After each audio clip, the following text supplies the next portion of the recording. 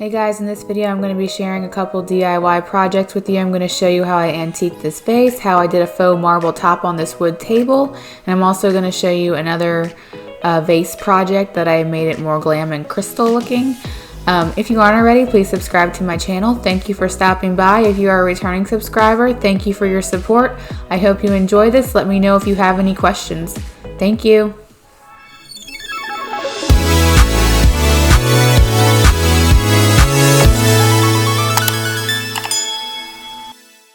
Okay, so now I'm going to show you how I took this clear vase and I made it look more antiqued and kind of like Mercury glass.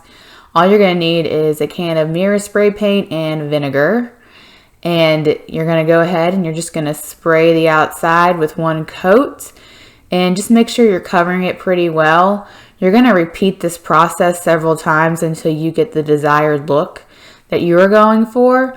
This mirror spray paint, it does dry pretty quick, so I'm trying to go work pretty quick and get the whole outside coated. You could do it in sections, but this just was working better for me. So once I get it completely coated, I'm going to come back in. I have a bottle of vinegar, a spray bottle, and I'm just going to take it side by side and I'm going to spray it twice with the vinegar. That's here. I'm spraying it with vinegar. Sorry, it's not in frame. And then I'm just dabbing it with a paper towel. And you want to do this pretty quick after you spray the mirror spray paint on because it does dry fast. And repeat this process. I think I probably did it like 10 times with a whole can, and this is the end result. I have done this a few times before, mainly because I just can't find what I want in stores and at the scale that I want it at. So I just buy the clear vase. And this is an example of one of the ones I did. And in this one, I actually sprayed the inside of it black. So that's what's peeking through. It's black. It's not clear. It looks a little more antique. And I think it came out great for what I was looking for. And this is how it looks in my office. So to create the marble top table, I'm going to need the following items. And first, I'm going to take the spray paint and just spray the top of this table. And I just used blue tape to protect the rest of the table legs. And now I'm going in with the sponge and acrylic paint and I am dabbing it on there and I'm leaving as many clumps as I can just because that's going to help create texture. And now I am drawing in some veins that will replicate the veining of marble. As I'm doing this, I'm looking at a Google image of marble just to help me figure out how to draw my veins. And now I am using just a bowl of water and I'm dabbing my brush in there and I'm going to go over the lines and just blur them back into the table, as well as blur the acrylic paint with the veining. Now I'm going to use that cloth diaper, and first I'm going to dab it and then I'm just going to actually wipe it, and you can start to see you're getting more of that stone look. And I'm not sure why the cloth diaper did so well, but it added great texture.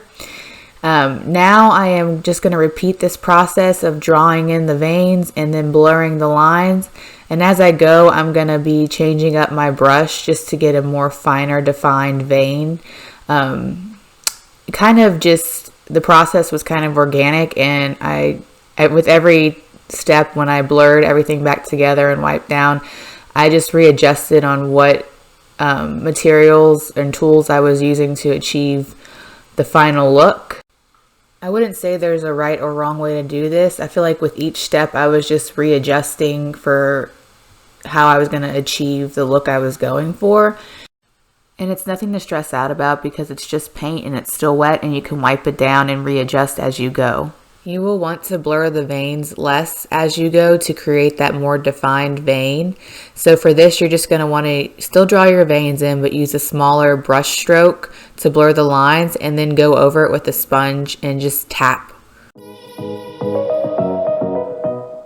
So you can see that we are starting to achieve more depth in our stone look, and I'm going to continue to draw the veins and repeat this process. And like I said, as I go, it just kind of organically grows and I figure out what techniques are working better here. I'm using more like a makeup brush, a feathery brush, and I'm just trying different things to see what's going to give me the best blend and start to see more of a defined vein.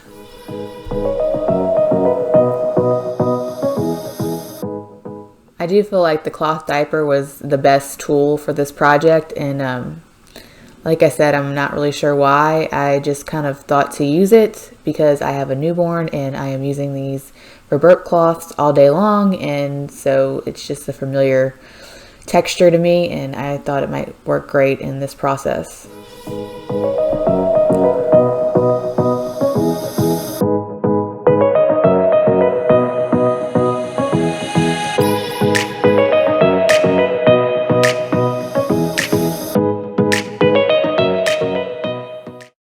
So your final step is going to be, you're going to take a feather and dip it in paint, just the tip of it, and then you're going to drag it over your veins that you've created, and you're going to twirl it in your fingers, and it's going to create a very defined line.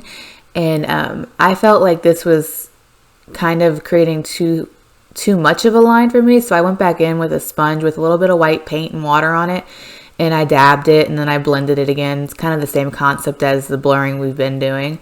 And I just played with it until I got the look I wanted. And I did also seal it after it dried for a day. And now it's in my baby girl's room and it looks great.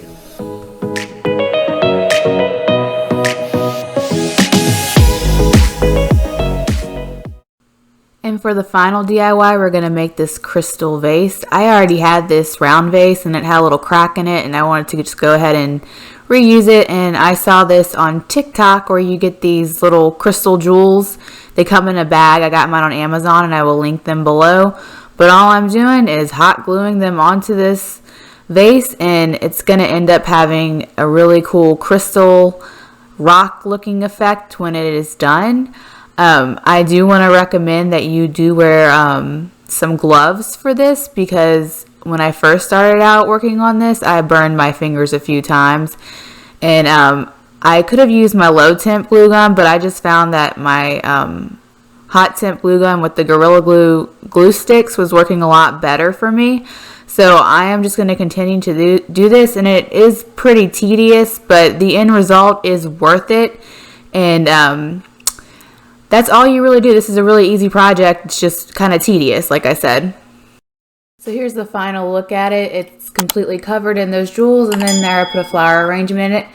And here it is styled on my entryway table, and I think it turned out beautiful. I love this project. Thank you for watching. Please subscribe.